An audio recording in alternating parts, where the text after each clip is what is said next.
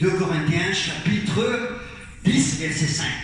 Car les armes avec lesquelles nous combattons ne sont pas charnelles, dit l'apôtre Paul, mais elles sont puissantes devant Dieu pour renverser quoi? Les forteresses. Et dans le terme grec, il s'agit bien des châteaux, il s'agit bien des villes bouclées.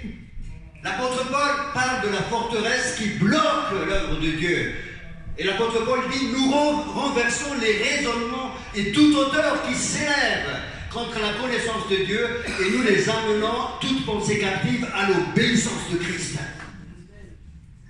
Donc avec Dieu, ça ne fonctionne pas avec ça, mon frère. Dieu qui a créé ça, Dieu est rationnel, mais pas rationaliste.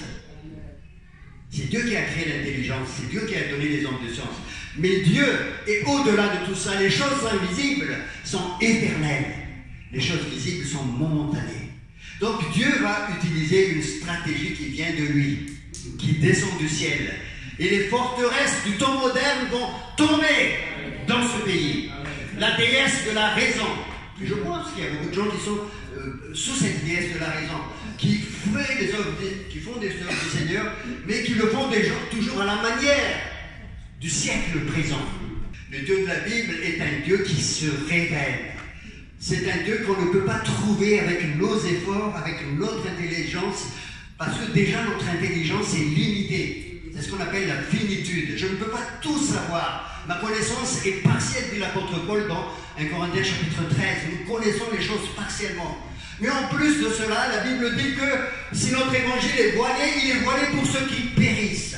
Il y a un voile. Et ce voile-là doit être enlevé. Le manteau ancien doit être mis de côté pour que le manteau de Dieu vienne sur toi. Parce que dans ce manteau de Dieu, il y a une révélation qui vient d'en haut. C'est ça ce que la Bible enseigne. Tu ne peux pas connaître Dieu s'il ne se révèle pas à toi. Nous avons besoin d'une révélation. Donc la forteresse du raisonnement, la forteresse intellectuelle, même si tu as été élevé là-dedans, tu vas le mettre de côté. Et tu dois fonctionner comme le Seigneur fonctionne. La forteresse de Jéricho va tomber.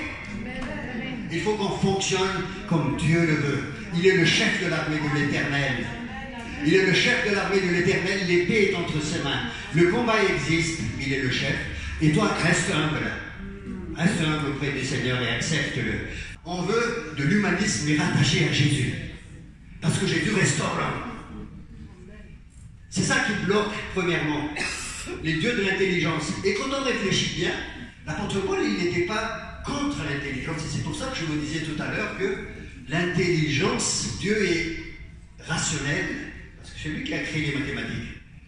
Hein, la physique, tout ce que nous voulons. C'est lui qui a créé l'homme à son image. Il lui a donné à l'homme cette capacité de découvrir des lois. Mais l'intelligence qui n'est pas renouvelée, elle est dangereuse. Surtout pour les choses du Seigneur. L'apôtre Paul, il dit dans Romains chapitre 12, vous connaissez bien, ne vous conformez pas au présent siècle, mais soyez transformés par le renouvellement de l'intelligence. Pourquoi faire? Afin que vous discerniez quelle est la volonté de Dieu qui est bonne, agréable et parfaite.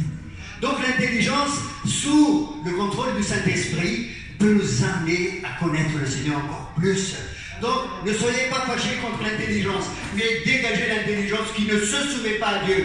L'intelligence qui se veut autonome. Cette intelligence-là, on n'en veut pas. Nous voulons garder l'intelligence, et c'est pour ça que nous sommes contents d'apprendre des choses, mais nous voulons être soumis à Dieu. Amen. Amen. Dis à ton voisin, dis à ta voisine, soyez transformés par le renouvellement de l'intelligence.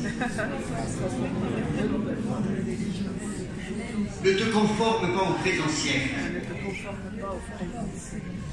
Qui veut gagner la bataille du Seigneur? Amen. Hein, vous avez vu, hein? Donc c'est une bataille très dure. Mais nous sommes dans le repos. Il va falloir changer la mentalité, comme disait notre frère. Exactement. Apprendre à marcher par la folie de la croix. La croix est une folie pour ceux qui... 1 Corinthiens chapitre 1, verset 18 ou 17.